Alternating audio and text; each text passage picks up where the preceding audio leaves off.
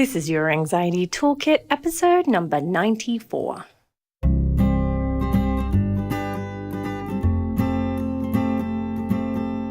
Welcome to Your Anxiety Toolkit. I'm your host, Kimberly Quinlan. This podcast is fueled by three main goals. The first goal is to provide you with some extra tools to help you manage your anxiety. Second goal, to inspire you. Anxiety doesn't get to decide how you live your life.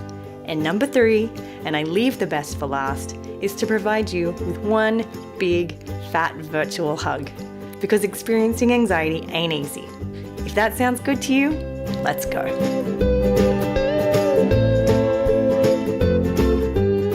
Well, welcome back, CBT School family. I am so thrilled to be here with you again on a lovely spring day here in the US. So this is making me very happy. Spring is my favorite. And I'm actually reading this really fascinating book called Joyful and learning about the psychological effect of colors. And it's really actually resonating with me a lot because the colors of spring really bring me into joy, and the colors of winter actually do not. And I think that the science behind colors is really, really interesting, particularly if you're looking at it through this psychological lens. So there's a little piece of information. I went straight off track there. I'm not on my game today at all. Well, welcome. I am really excited to share with you a really inspiring interview today. Before we get into that, I want to first remind you guys to go on to CBT School and sign up for the newsletter. If you're ever interested in events that I am working at or speaking at, you can always get the updates there. It'll also give you the podcast directly to your inbox. And very soon we will be releasing the unedited private videos of some of the interviews that I've done in the past. So that is really cool as well. If you're interested, go to cbtschool.com and you can get on the newsletter list. Before we get started, let's just look at the I Did a Hard Thing segment, because you guys just know how much I love the I Did a Hard Thing segment. Today we have a message from Darla, and she said this. She said, "For the very first time since his inception, I did not accompany my son to his dental appointment. Oh, the guilt. Oh, the things that could go wrong. Here's for trusting the goodness in the world and our ability to handle hard things." Well, Darla, I just adore this because so often when we don't face our fear, we often get relief from guilt and uncertainty and so forth. But when we do face our fear, yes, it's true, we have to experience uncomfortable feelings, we have to experience uncomfortable thoughts, but we do start to learn this practice of having faith and being able to trust ourselves through doing the difficult things. And I just adore that. So thank you, Darla, so much for sharing that. I think you did an incredibly brave thing, and I just love hearing these stories from you guys. Okay, so let's get into it. Today, I am so thrilled to share with you this interview. If some of you feel like you just can't visualize what recovery might look like, this is going to be the interview for you. You're going to love this. I was so honored to interview Shawnté Johnson. She is the person behind the Instagram handle Life After OCD, and she is just putting the spotlight on the importance of doing the hard thing, the benefits of doing the hard things, and the rewards of doing the hard thing. And I feel like so often that is a message that we as a community are missing. You know, this idea of what does it look like on the other side of recovery? And she so beautifully shares her story and what it was like for her at different stages And I just love this interview. I think it was really, really great. The cool thing is, once we did the interview, we both agreed that the interview should be named Recovery is Worth It, or Doing the Hard Thing is Worth It. So I feel like that is just such a great way to encapsulate what this interview was about and the main points that we addressed. So I hope you enjoy it. Settle on in, relax. I hope you first take a nice deep breath in and breathe out, and just really honor what you're going through, what you're sitting with right now. Take another deep breath if you like, and breathe out. And let's just do it. All right? I'll see you guys next week. Have a good one. I am beyond thrilled to share with you this amazing interview we're going to do with Shawnté Johnson. Shawnté is the advocate behind the Instagram handle Life After OCD. And the thing that I love about the work that she does is she is shouting from the rooftops or the mountaintops or, the treetops, whatever top it is, what it's like to get to the place of recovery and why that's so important and valuable. So thank you so much, Shawnté, for being here today. Yeah, no problem. I'm excited. Yes. So let's just hear your story if you're willing to share, and tell us about how you got to where you are. Okay. But for me, I really see the big major shift from saying OCD came into my life to where I'm at now is in my early 20s, at about 24, is when I saw the impact of OCD just really onset and having a debilitating effect on my life. I can now look back and see different times in my childhood where I would kind of cope with some of the difficult things in my childhood with compulsive behaviors and obsessions, but it never permeated into my life to the point that it did when I was in my 20s, where it really affected my day-to-day life. And at about 26, I'm 29 now, is when I was able to get the treatment that really took me to recovery. I had tried all these different methods, different kind of natural forms of treating anxiety and things like that. And then when I was recommended through my psychiatrist after I had gotten on antidepressant to manage the depression that came with my OCD, which was very useful for managing the depression, but for me, didn't get the OCD treated the way that I wanted to see it treated. He had recommended an OCD specialist, and that took me pretty far because I was introduced to ERP and all of that. And then I kind of realized I wasn't at the point where I was willing to commit to the highest parts of my hierarchy. And so I stopped going. So I was like, I'm paying a lot of money to not even be doing the work.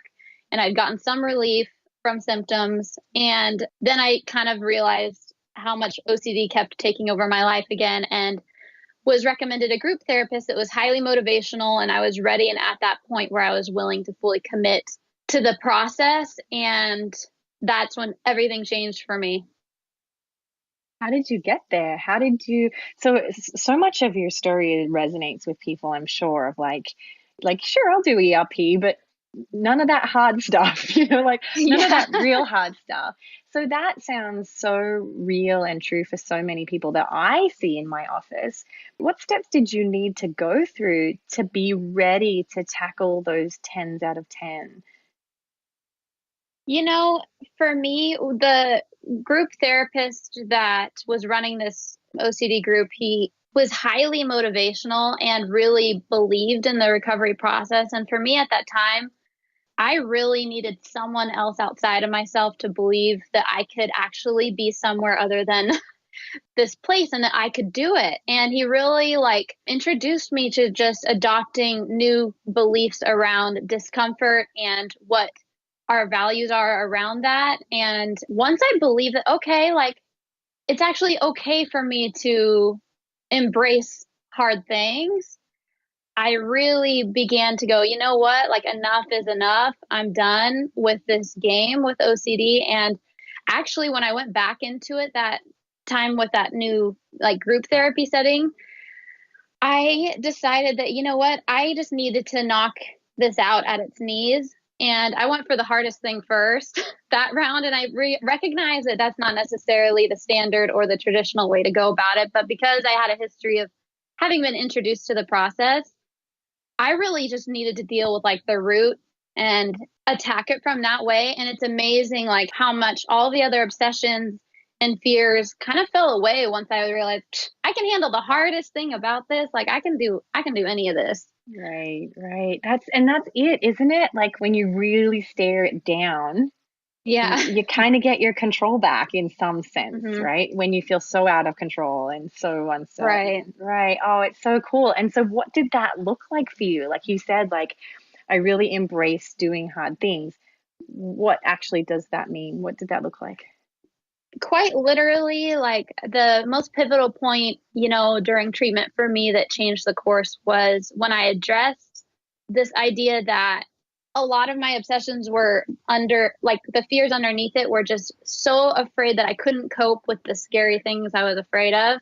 And so I had to face that head on. And for me, that looked like quite specifically like my most difficult obsession was around fearing family members dying at the expense of life because I didn't redo a compulsion or I had a thought or a fear that they would die. So then I would have to redo whatever I was doing. It didn't really matter what it was in order to like stop that from happening. And I had to address that fear and I would I started out by like writing out, you know, if I do this, then so and so will die. And I had to just let that sit there and the anxiety around that and just letting myself feel so terrified and letting that kind of wash over me.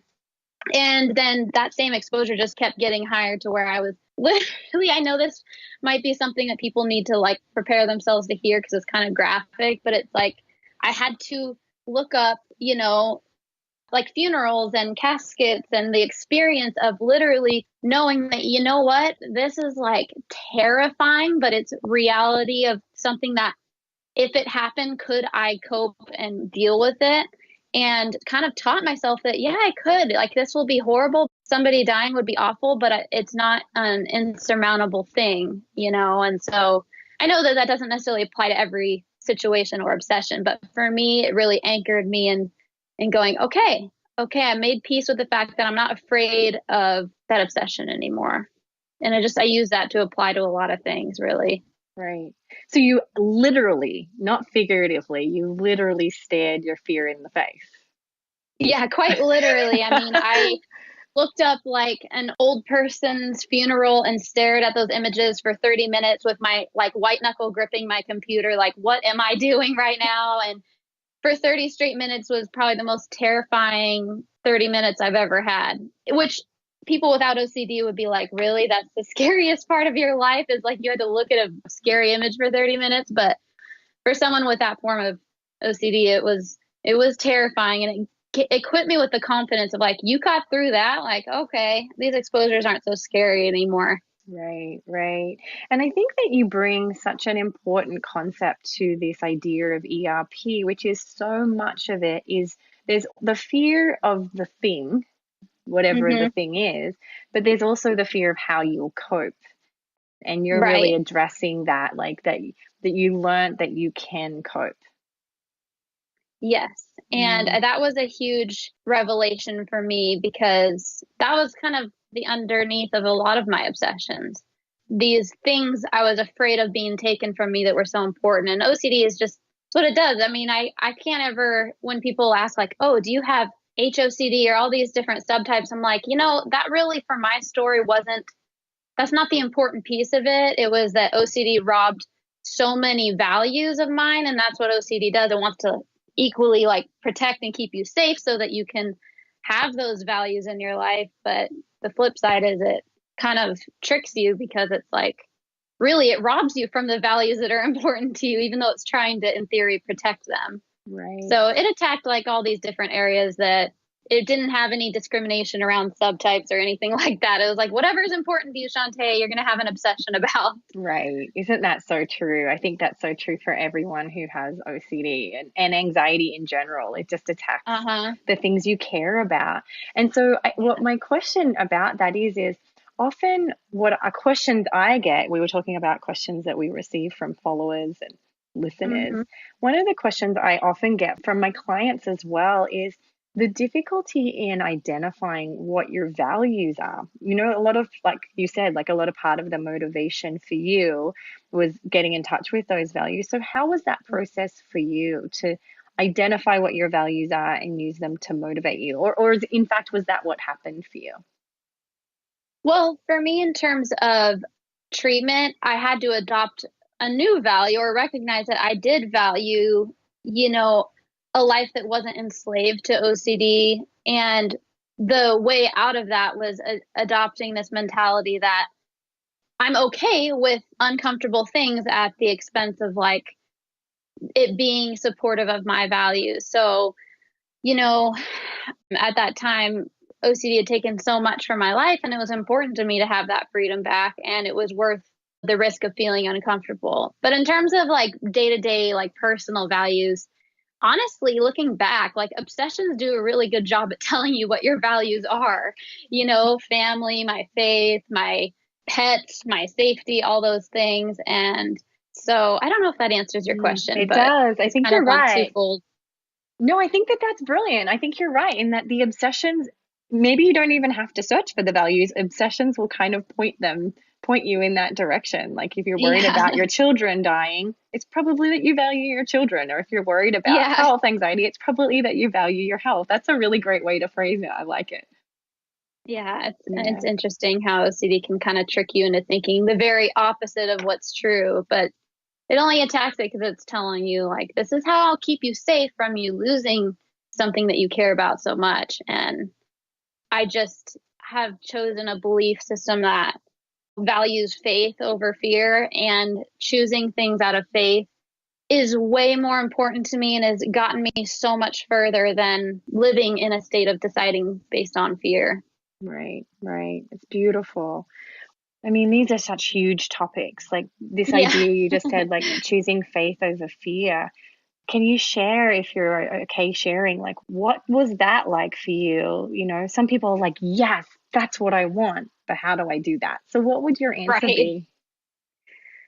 Practically, for me, it was an active decision to be a lot more mindful and self aware of what was motivating my decision. So if I started to sense that, oh, I'm doing this because I'm scared and I'm trying to appease that, I would just contradict it by going, okay, I'm not going to like enable that and feed that. And if I knew on paper, regardless of how I was feeling, that, okay, it was a value to me to do one thing, but I was feeling scared and all these other things that were telling me I shouldn't, I would still do it regardless of how I felt. And that's the faith piece of like, even though I do not feel these things, I am trusting what I do believe and acting on that. And that is that's a muscle that, man, I did not have when I first started treatment. Like it takes a lot of flexing and weightlifting in terms of acting that out. But Right, it's something that I really believe every single person can do. right. I think that that is where I'm going to go straight to. What do you want to be your message? That I know on Instagram I've watched you speak some beautiful, motivating pieces. What is your message? What kind of advocacy work are you really invested in doing?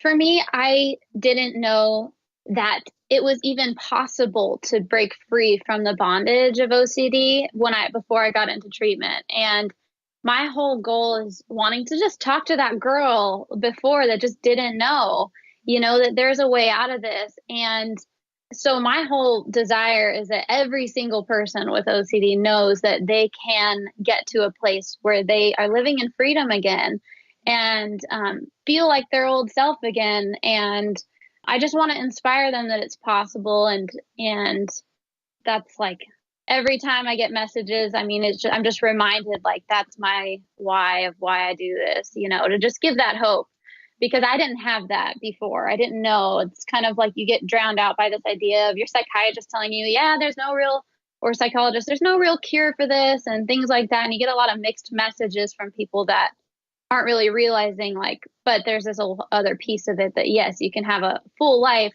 And I just want people to feel like, okay, it's possible for them, and it's going to require some like tenacity though, and just being honest about that.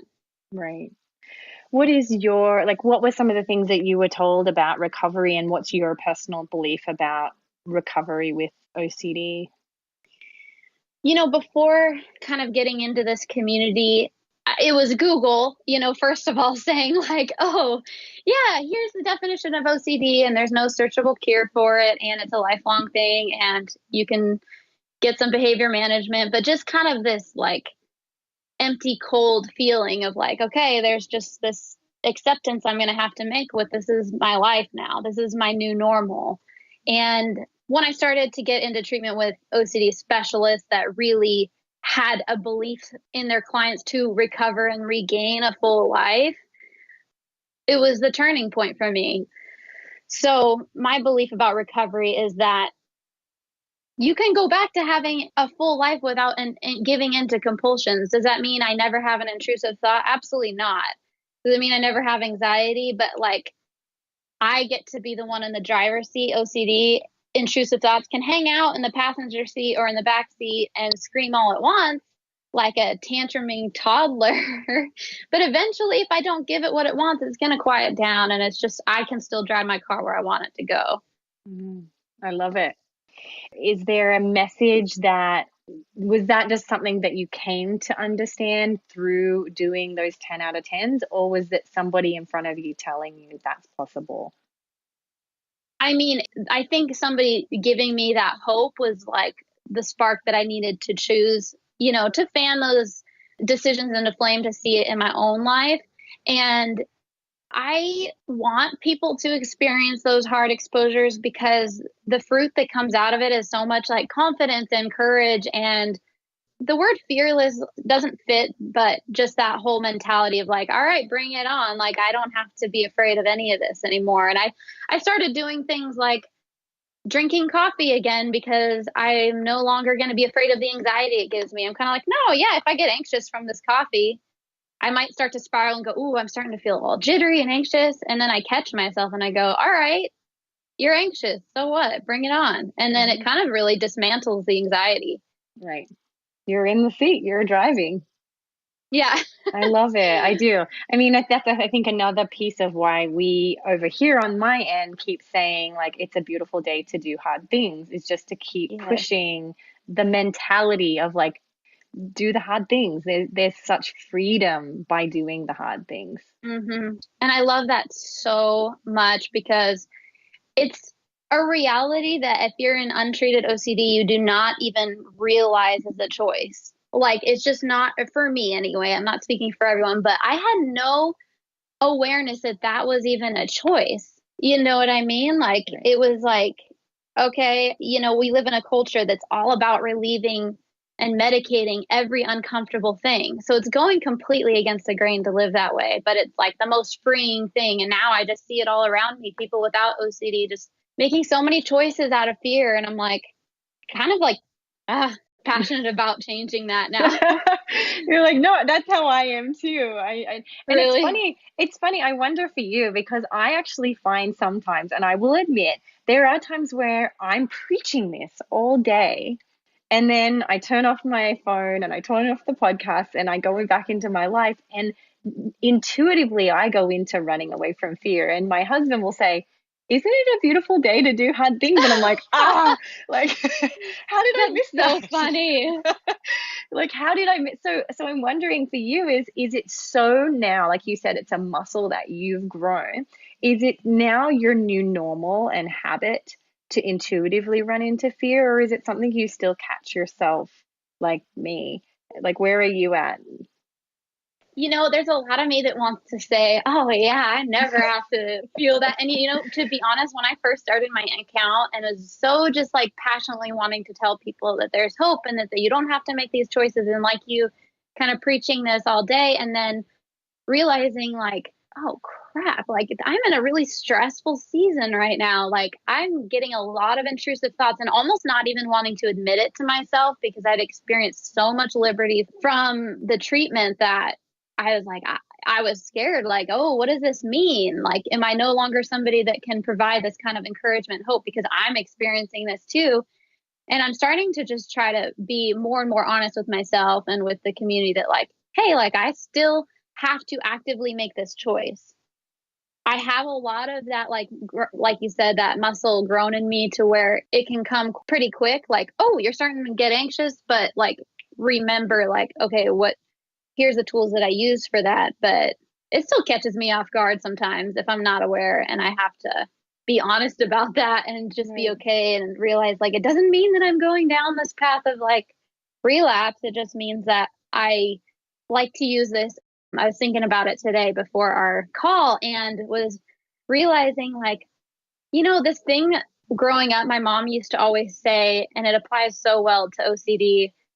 We would go to a lot of vacations. We were fortunate enough to get to go to nice beaches and things like that and play in the ocean. And my parents are we've been in the water since we're babies, And my mom would always say, but you know what? Have respect for the ocean, but you don't have to be so afraid of it. And so if you just stand in the shallow part of the shore and let a huge wave crash on you and you just give it all of its control, like, it can do some serious damage. But if you know the technique, like, you literally can just go right under the wave, let it wash over you, and you're fine, but you still. So for me in my recovery process, I really have to acknowledge and be aware that, hey, like, this is there, it's powerful, but I have the tools to manage it and not let the fear of these big waves, like, make me forget everything that I've learned. Right. And it sounds to me like you're maybe, and this is a question, but you're comfortable with the imperfection of recovery in that, sometimes people, I know I've had clients who say to me, no, like, aren't I supposed to learn this? And then I know it. And that's how I do it all the time. And I'll say to them, like, no human can be perfect at this recovery idea. Like, you have to accept the imperfection of, some days you slip or some days you don't in terms of catching that. So what's your approach around perfectionism with recovery? It's been kind of a journey because I experienced such a high after going through treatment and seeing all these symptoms subside and gaining all this confidence and getting my life back, that I didn't know that I would get any more, honestly, like, intense, intrusive thoughts that felt threatening to me, because it had dropped down so dramatically and I had weaned off my medication, which I respect isn't what's right for everyone. But for me, I just felt like I could conquer the world. And then, the next year I went through a very stressful season of, my parents divorcing and things that in my personal life, that my propensity towards anxiety and OCD said, oh, hey, I know how to help you cope with this. And I was like, what? And really, actually, a lot of your content too has helped me so much. And even like the episode on the flow of recovery and just gaining a broader awareness of what this new normal looks like, of allowing it to not put so much importance if I have an intrusive thought that, oh my gosh, I'm going to go back to, because, when you've gone through the severity of OCD, the last thing you want is to ever go back there again, to the point where you can almost use some OCD kind of mindsets to address that fear of having it. So I kind of just go, oh, that might have been a compulsion.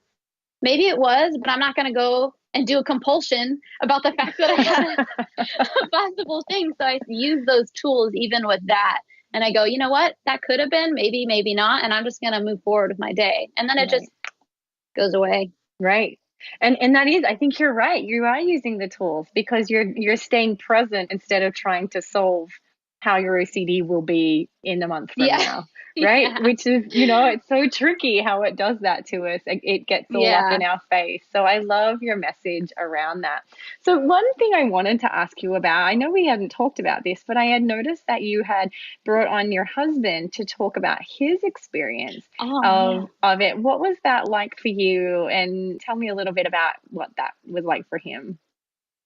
In terms of my OCD journey, or literally having him get on there? Because that part, he was so nervous and so quiet, but he was so supportive that he was open and willing to do it. And I was like, wow, I have such an awesome husband. But no, so that's really cool. He did a hard thing that day too.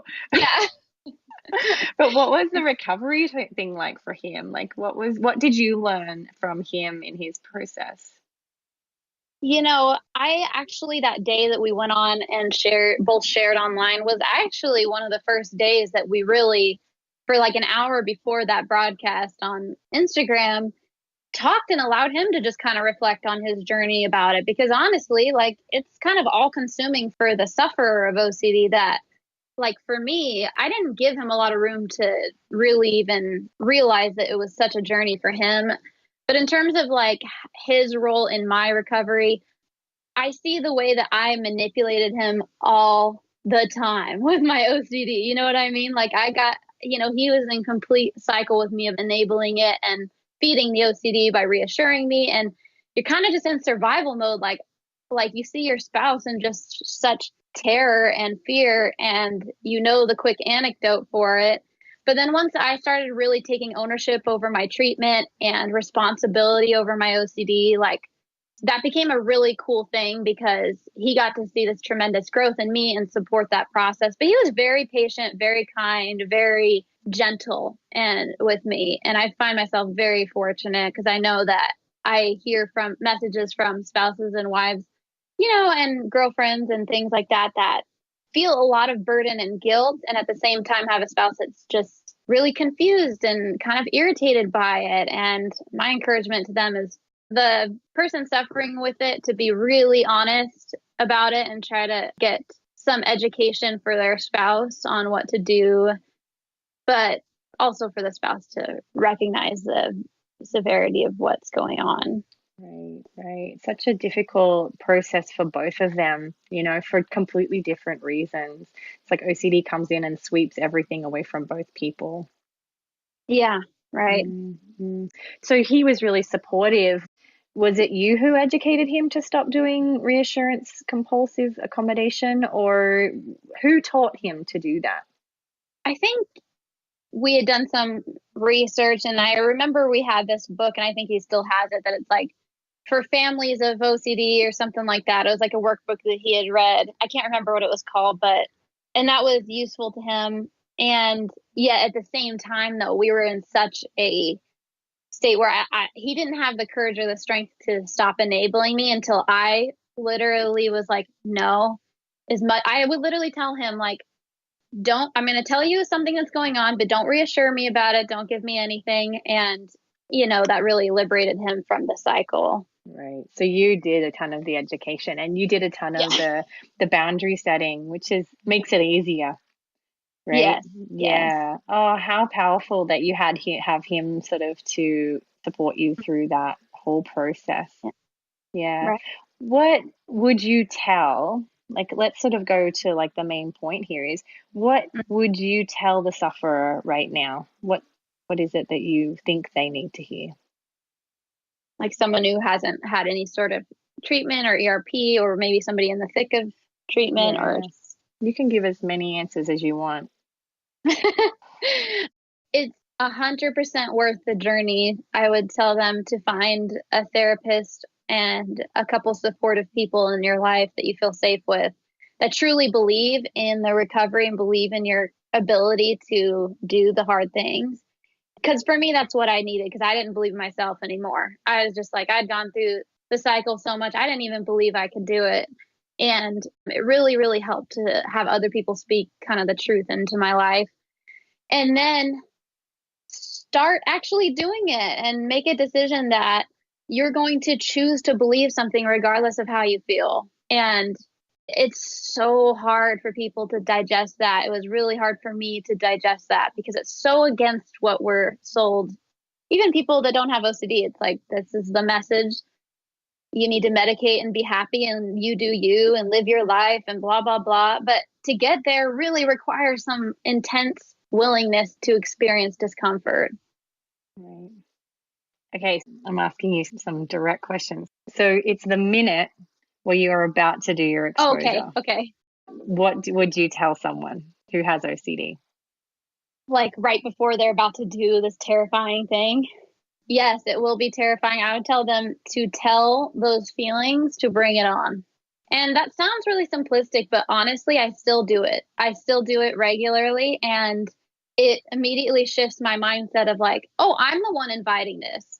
So there's not this, I'm giving all this power to anxiety, and bring it on, and then just go along for the ride, because it's going to be kind of crazy for the Right. exposure, and accept it. But that they can do it. You can absolutely do it. And you're going to come out of it stronger, more confident, more courageous every step of the way. And it'll be worth Right. it. Right. So do you do that with anxiety? Do you say bring it on to anxiety, or are there other emotions that you do that with as well? Like guilt or shame or sadness or, Oh, you know, interesting. I mean, I definitely do it regularly with anxiety, like regularly. Every time anxiety comes on, I'm like, all right, obviously I'm a human being. I can get caught up and be not aware, but I try to take an active role in it because I don't want it gaining any territory in my decisions. And with other emotions, I think that the interesting thing about quote life after OCD is kind of where it came from, was just this like, okay, this is the stage of life after. I see my life as a before OCD and after because it's just so changing. But I'm really realizing there's a lot of areas in my like emotional life and other personal growth areas that I just wasn't aware needed of attention. And so the last few months, I've just been a lot more intentional about, like you're saying, just allowing and exploring and making space for me to be able to cope with grief and things that are hard, like that have gone on in my personal life, and things that OCD tried to completely take over coping with. mm, Now I have to cope with the real part of it, like the grief around my parents' divorce instead of obsessions around it. Does that make sense? absolutely. I'm so grateful that you bring that up, because often people after recovery often look at life and they're like, what am I supposed to do? Like, if I'm not Yeah. doing compulsions, how do I actually handle these real life things? So I really love that you're bringing that up as, a real life experience that you went through. And was that the same approach you felt it, or did you use a different approach to deal with that grief? Right now, I'm just going to be like literal. I find a lot of like value right now for me based on like my journey and what I feel like I didn't have because I was so consumed with OCD, is exploring like just some personal growth things. Like I read the book right now and I'm obsessed with it, called Boundaries by Henry Cloud, and that series. And the Enneagram I find really useful. Just learning about myself and the things that I did or didn't have, that living a life of OCD, I just couldn't see. Like I couldn't see life around me for what it was. And so coping right now, I've learned that like my personality gets more relief from doing something active. Like if I'm really stressed out, instead of doing yoga, which I used to do a lot, which is useful and great for what it is, I would find myself like, if I'm having an argument with my husband or whatever, I'd start cleaning or I'd start doing something very like productive and just active. And so I'm trying to use that as an insightful tool to go, okay, we have a now like a heavy bag, and I got some boxing gloves, and I go in there and I turn on the music and blast it. And I just like take out a lot of that energy that way. Cause before I'd be like, Nice. okay, got to sit there and breathe and stuff like that. But I think that those are useful tools, but also with anxiety, it needs to be, and like other emotions too, it needs to be gotten out. You know what I mean? And this is more anxiety and panic related, but it's like, if I've got all that up in me, like just take it out somewhere that it can come out. It's Right. quite literally, I'm a huge Rocky fan, so I love the Rocky movies. And so I'm like, I'm going to get one of those Good for and train. you. Yeah, Yeah. I think that's so brilliant. You're like taking each emotion and healing it in the way in which it needs to be healed, instead of just, again, often with clients that I'm seeing who, I see weekly in the middle stages of recovery, if whatever emotion comes up, they would do a compulsion. Like it doesn't matter what it is. It's like I felt Yeah. guilt or I felt shame. I'm, just like sweating it with compulsion. So I think it's lovely that you're shining a light here on, like, when it comes to anxiety, you do your ERP and you do your bring it on and you do your hard thing. But then you're also opening up this other area for your other emotions to be healed in the way they need to. I think that's so valuable. That's interesting, and it's a good insight that you noticed, because I'm still just learning this as I go, because I feel like OCD took over, like you're saying, the way to manage every problem for years. And now, even I was just sitting there thinking as you're talking, like, what are other examples? And like with my parents' divorce and stuff, 30 years of marriage to break up on a family of like adult kids is very challenging on its own way. And giving myself space to grieve it and setting boundaries around that, acceptance that that's okay, that my process is different than the rest of the family, and doing therapeutic things. Like, I watch the show This Is Us, and it's very just like giving myself space to just cry and let myself cry if I need to cry. And like you said, instead of feeling so much responsibility to not feel anything bad, and OCD kind of just finds a way to tell you, like, here's a way out of that, and then it just takes over. Right. Yeah, you're doing such beautiful work and modeling it very well too. I love that. And I love all the work that you're doing. This has been so fun. I've just loved hearing about your journey and the continued work you're doing. Is there anything else you would like to share, or some question that you wished I had have asked?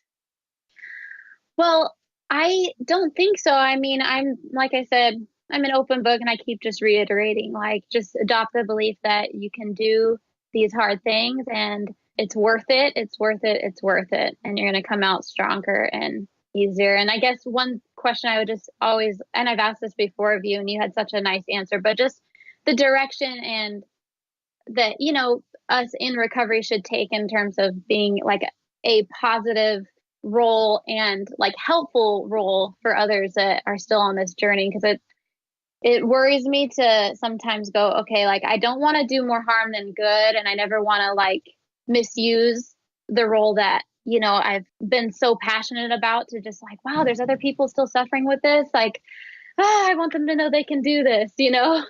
Right, right. But you do that so well. Again, even yesterday on Instagram, or maybe it was the day before, someone was asking, like, how can I be an advocate? And I think that there are so many definitions of what an advocate can do. An advocate doesn't have to tell their whole story if they don't want to.